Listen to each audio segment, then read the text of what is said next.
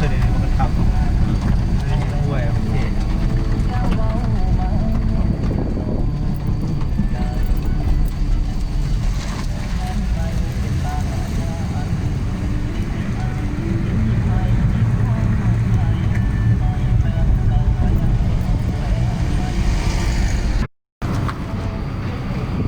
เครื่องน้ำอู่เครื่องไฟฟ้าน้ำอู่นึงเด้อ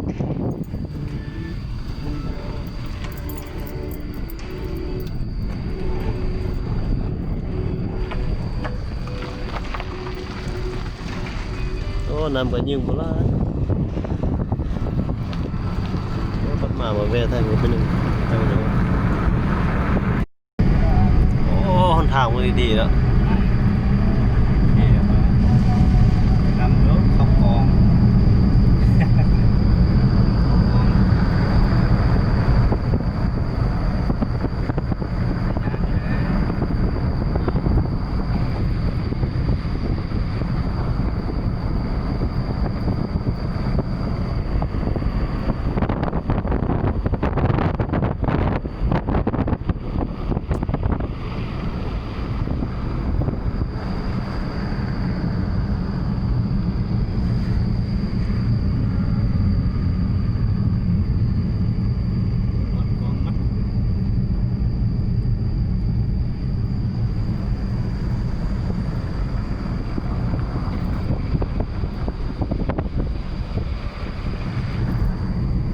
น้ำยิ่งพี่น้อง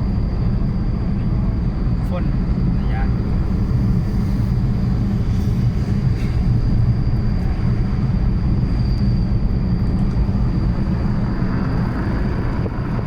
โอ้ยิงไล่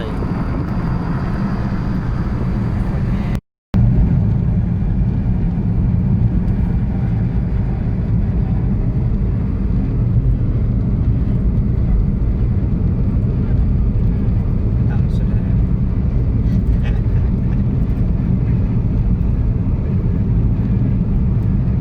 การถึง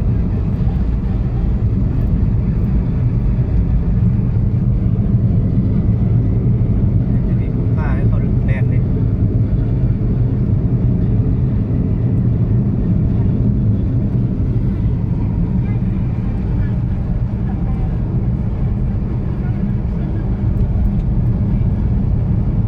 ทางลงกระบางลมใส่เด้อนี่นะหน้าเคลื่อนน้ำอูทางดีแล้วทางเนี้ย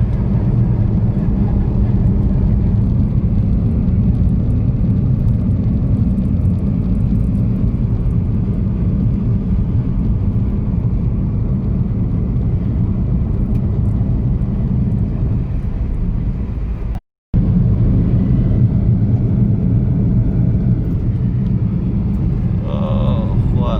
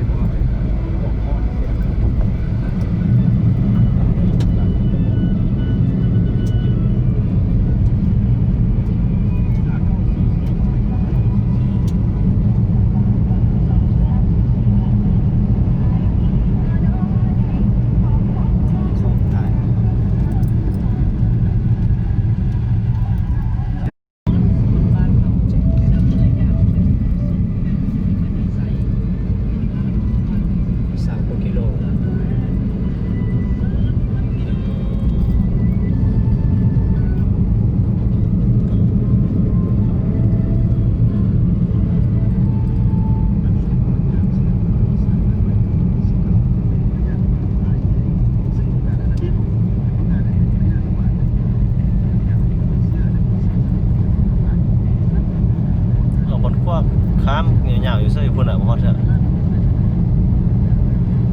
พวกข้ามมันหนึ่ง ซื่อๆเนาะ ขั้วอยู่บ้านนี่นะชื่อเคลื่อนไฟฟ้าน้ำอู่นึงเด้อ